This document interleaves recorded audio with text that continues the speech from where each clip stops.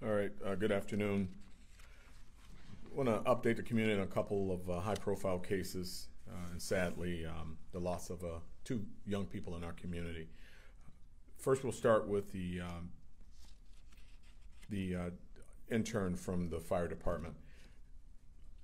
I just want to take a moment just to acknowledge the fact that the officers of our department continue to show their bravery and their hard work on a day-in and day-out basis. They just do incredible work, and I know I say it a lot, but I don't say it enough. I mean, they are just working at a level that I have not seen consistently over the past 26 years. They're working hard, putting in a lot of hours, and really utilizing their expertise to get these violent offenders off of our street. This is evident as they continue to make our community safer by arresting these violent offenders. I'm proud of them, and the hard work, as you all know, is 24/7. They don't get a day off. Even when they get a day off, we're oftentimes calling them to come back in and get the work done. I'm happy to announce, but also saddened by the facts and circumstances, that our homicide team has closed the case in the fatal shooting of a young rising star, young lady who is known to us because she worked in this very building. She worked in this very building as an intern. You've heard her story, that she was going to be a doctor. She had the whole world in front of her, and sadly, a simple dispute cost her life. Her life mattered, and this simple dispute should not have led to its conclusion, which was, unfortunately, she was shot and killed in our city. I want our family to know that our thoughts and prayers are still with them, and our officers have done everything they could in this investigation, which has led to a very professional investigation and ultimately an arrest. The young woman was an intern with the Detroit Fire Department, and as I indicated, she had a bright future. And before we move on to the perpetrator and giving them too much time, I want to take a moment and talk about the life of this young woman, this future rising star. And I'm going to bring up Commander McGinnis, whose team led that investigation, to talk about her and bring some more insight into the investigation. Commander. Thank you, Chief.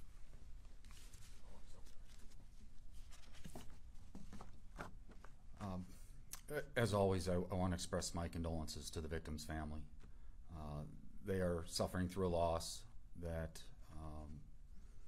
those of us that haven't experienced what they're going through have no way of understanding.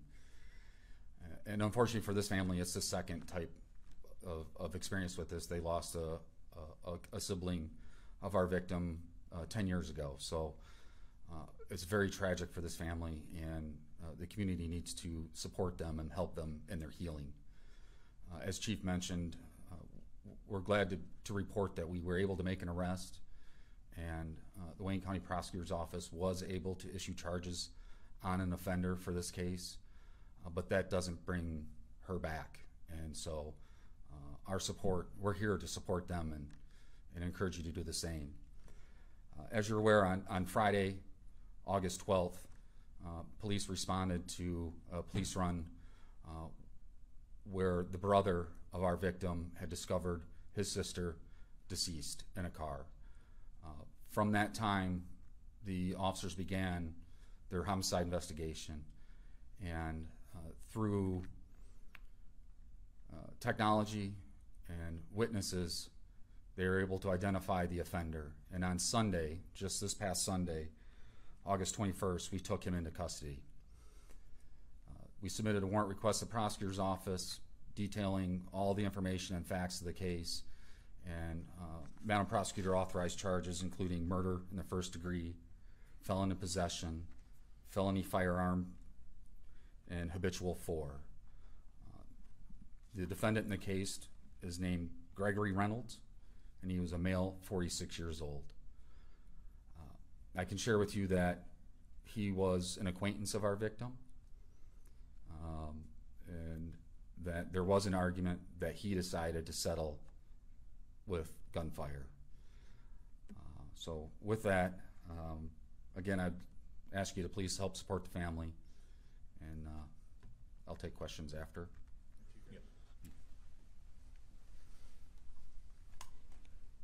Good afternoon. As was stated earlier, Zambrisha Works was part of our team, part of our family. She was a junior fire cadet with us this summer. For that short time, she just touched us, her spirit, her energy, her love for the citizens of Detroit, her love for the fire department, and just her love and her energy for people. She was a very hard worker, very kind person. Her smile would just light up a room, just light up the hallway every time she walked in the morning. So from the Detroit Fire Department and Commissioner Sims and everyone, we just like to, our prayers go out to her family and her friends and everybody. And we want to thank the Detroit Police Department for closing this case. Thank you.